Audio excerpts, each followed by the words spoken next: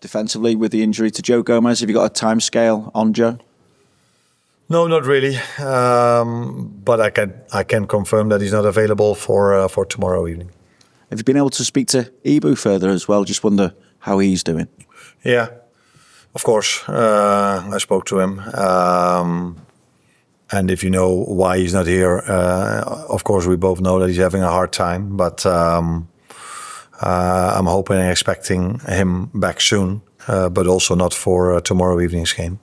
Obviously, you still got Andy Robertson with you. What is the situation regarding his future now? And if he does stay in this window, the fact that there have been discussions of him possibly going in this window, does that mean this is his last season at Liverpool? Well, a lot of questions in one. But Robbo is part of the team tomorrow evening. And he's been part of this squad, of this club for so many years. And happy to have him. Good that he's available, because that's something that's quite important for us at the moment, to have players available. And he will be part of the team, and nothing happened from my side. Is he definitely staying in this window though? It's hard to say anything definitive in this world we are in, but I expect him to stay. Yes, yeah. Arne, just finally for me, on the one hand, you've got the opportunity to seal your place in the last 16 of the Champions League, having beaten the likes of Atletico, Real, Inter Milan away, Marseille away. On the other hand, of course, the defeat at the weekend saw you slip out of the top four in the Premier League, which has led to further scrutiny. What do you feel you have to achieve now this season to kind of quieten the outside noise?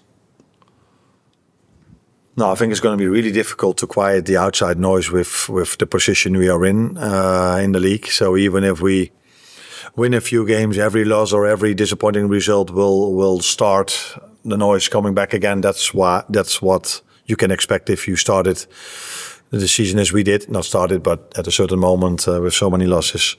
So it's impossible to shut down the noise at a club like this if you are not competing for the league. What was the other? Was there another? It's just, what do you feel though you have to achieve? What we have to improve. Yeah, for me it's so simple. I think in between the boxes we're a very, very, very, very good team. The way we play out from the back, the way we bring the ball towards promising positions, is the box entries we have. We also against Bournemouth so many times we were in positions where I would like my players to be in, but.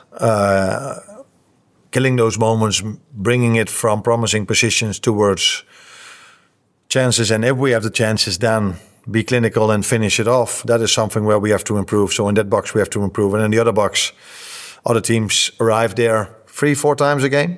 But every time they arrive, not every time, but too many times, if they arrive, it leads to chances and sometimes to goals. So there's a complete disbalance in how many times we arrive in promising positions and how many times other teams arrive there. But there's not a disbalance in the goals that are scored. And that's a very bad cocktail we are having. And if we can improve in both boxes, we can do very special things this season. If we can only improve in one box, then it's going to be probably an acceptable season, but not more than that. And if we can't improve in both boxes, it's going to be a lot of noise throughout the whole season. Richard? Yeah, just building on that, Arne, when you sort of look at the two league tables, you're fourth in the Champions League table, you're sixth in the Premier League table. Which do you think is sort of a truer reflection of what you've done and your performances this season? No, if I'm correct, it's a bit the same, isn't it? Fourth and sixth is quite similar. Yeah, and before the weekend, we were fourth in the league. But fourth in all of Europe in one respect, and sort of. But we are more positive about the fourth place in the Champions League, because in the end it's about finishing top 8 mainly, and it doesn't matter that much, as we know from last season, to finish 1 or 2. So that's why we'll probably be a bit more happy with the fourth place in the Champions League than we are with the 4th or 6th place in the Premier League. Is there a big difference between us in both leagues? No, I don't think so. I think the biggest struggle we have is that we have to play in both leagues, which is what we want, by the way. But too many times after a Champions League game, we've dropped points, or we've lost, actually. A lot of away games included. And we've struggled far too many times with being the dominant team, and then you have to be clinical and score your goals, and then it's probably an easy game. But even in the 6 wins, the first 6, we had to fight till the end to make it work. Yeah, and if you then have a double program with the players we have available, with constantly the same players that have those loads, those minutes, have to play those minutes. Yeah, then it's maybe not a complete surprise that in some games, in the end of the game, we didn't saw the same sprints back as we saw in all the other games, or we saw for 80 or 85 minutes. I think it's fair to say that in the last few minutes at Bournemouth, a few players were really tired. At least that was my take on it. That's why I made a few early substitutions, because I wanted to have fresh legs during that. But because of the amount of players we have available, I wasn't able to do the same as the Qarabag manager, to change 11 players and play with 11 other ones tomorrow evening. Beth? Hi, Arne. Just on that, on the fitness, obviously you're not expecting many players back from injury anytime soon. So is that a worry for the rest of the season in terms of managing those minutes, because you do only have a small number of players relatively to work with? That's not a worry, but that's a difficulty. Because I can assure you that I would have preferred to start with Hugo against Bournemouth. If we probably would have had 1 or 2 days extra, he would have 100% started that game again, because I liked his performance against Marseille. But he was out for injury for 2 weeks, and then he had to play quite a lot of games. And with only one player, number 9, available for the upcoming months, it made sense to me to manage his load as well. And that is what I had to do with more players. Jeremy Frimpong, who was sitting here just before me, is another example of that, giving him another time 90. I think you could see that he was tired just before I took him off. At least that was my take on it. And then it's a big risk to keep him on. But I want to emphasize on the fact how much respect I have for the players that we have, because it's almost constantly the same players that have to play, and they have to do this in difficult circumstances. What I mean with that is, results are not what we want, and we get scrutinized. We all are scrutinized, and we get the criticism that we deserve. But usually, if you get so much criticism, that does something to you mentally. And if you then have to play so many minutes, I can give you multiple examples of players then getting injured. So that's why I have so much respect for my players, that within the circumstances we are in, they are constantly available, except for the 3 or 4 long-term injuries we have. Yeah, and just on Joe, obviously with his injury, is that likely to change anything in terms of the transfer market, or do you expect him back in a relatively short amount of time? I expect him back in a relatively short time, yeah. Lewis?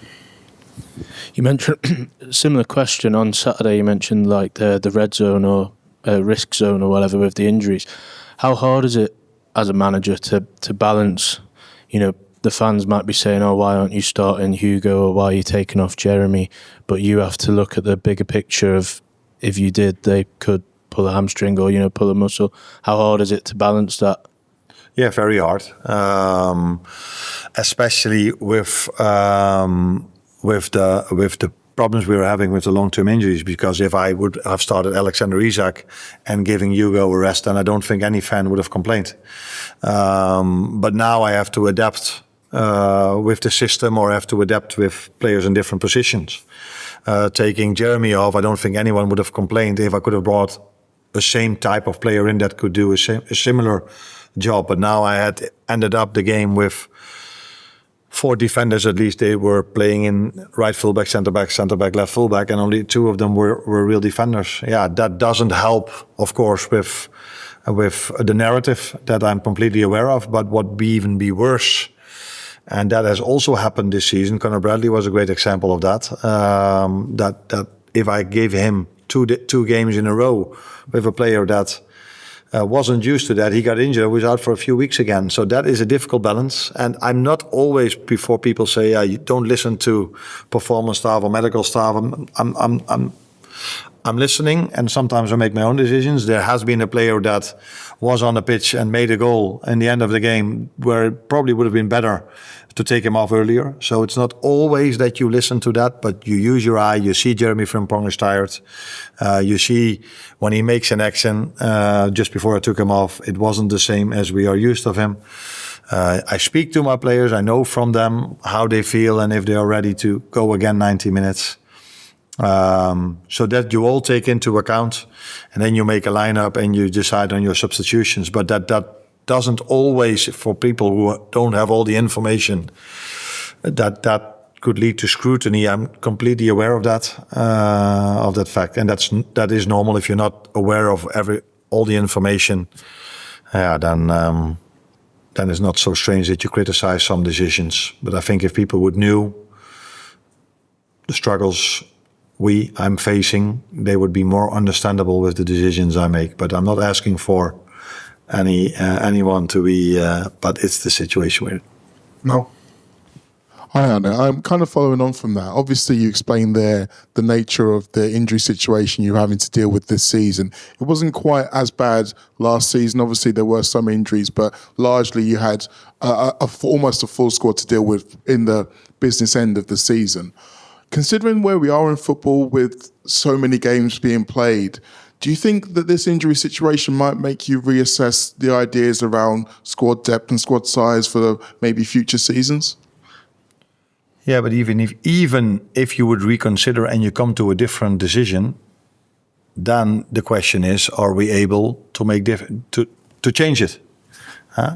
Can we make this squad bigger with the money available and the things we can do? So, but last season showed, although I think we were maybe 1 or 2 players short compared to last season in terms of numbers. Yeah, and if you add then 3 long-term injuries to that, yeah, then all of a sudden it's quite a lot. Again, this is not going to be a popular opinion, what I'm going to tell you now. But maybe the reason why we won the league last season is that we had to play Paris Saint-Germain in the last 16. Because, as you know, they beat us. And we had every time a week to prepare for our next game. Maybe that has helped us as well. Maybe if we had to double that program, which Arsenal had, and they dropped a few points in that period of time, that has helped us in winning the league. So we are aware, every manager is aware, the bigger squad you have, the better you're equipped that you are for that many games. But I'm also aware of the fact that even today, I had to disappoint 1 or 2 players that would prefer to play. Now, and if you have 10 or 15 who want that's also not a good thing to have. So it's not an easy balance to find, but obvious because of the 3 long-term injuries. Now it's a disbalance. That is obvious. Alvin? And I think you just said earlier that if you improve in one box, it would be an acceptable season. What would your definition of an acceptable season be? That's interesting, yeah. I was hoping no one would ask that. When you are Liverpool, the aim is to win the league. But we've only did this twice in the last 30 years. We want to be competitive in every single competition we are in. That's always the aim. But reality is also that in the last 3 years, we've won 1 League Cup and 1 Premier League title. So when is things acceptable? I have my opinion about. I'm not going to share that. Outside world has his opinion about that. As we all know, it's a lot has been said about the 450 million, where people tend to forget the 300 million we brought in. So yeah, I have my opinion about what is acceptable, but I'm not going to share that. And but I think I give some info about with what I just said. This one here. Qarabag have had success against big European teams. Which aspects of their play are hardest to prepare for? Or harder to prepare? To prepare for now. It's always the individuals, the players that make things difficult in terms of playing style. They're very direct, fast players. Go very direct towards goal with a lot of runs in behind. Players who are comfortable on the ball. And as you said, they've shown this season against big clubs, because there are only big clubs in the Champions League, that they're a very good team and a hard team to beat. Even Chelsea, they were able to keep them on a 2-2. So I think even if you look at our Champions League campaign this season, some teams maybe have been lucky enough to face the ones that are now all outside the next round, so they're from 24 to 34. I think there's only one team from those 10 that we've faced. So we've had a lot of strong teams to face, and we did really well. But maybe 2 days afterwards, when we had to play in the league, that brought us some problems because we've played so many strong teams in Europe. Will at the back.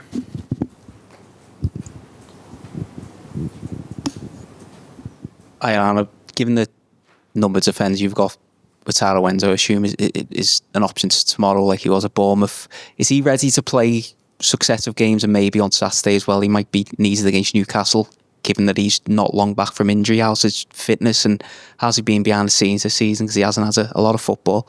Yeah, now, that is interesting that you say this. Maybe you say this because you just listened to me and because he's been out with an injury for quite a long time. Had to play against Bournemouth quite a long time, and now tomorrow a game coming up and 3 days later another game coming up. As I also said, that's not the only way I decide on my lineup. Tactics are involved in that as well. And it's for sure that at centre-back tomorrow there will not be a centre-back. There can only play a midfielder over there because there are no centre-backs available, apart from Virgil, who is one of the players I credit a lot for him being fit all the time. At his age, constantly be ready to play another 90 is something we should not take for granted. Coming back on what is acceptable for me, I can say if we improve in both boxes, I think we're able to win something this season. So, and if we only improve in one box, it's going to be really difficult to win something this season. Last one over here. Just speak of the mic.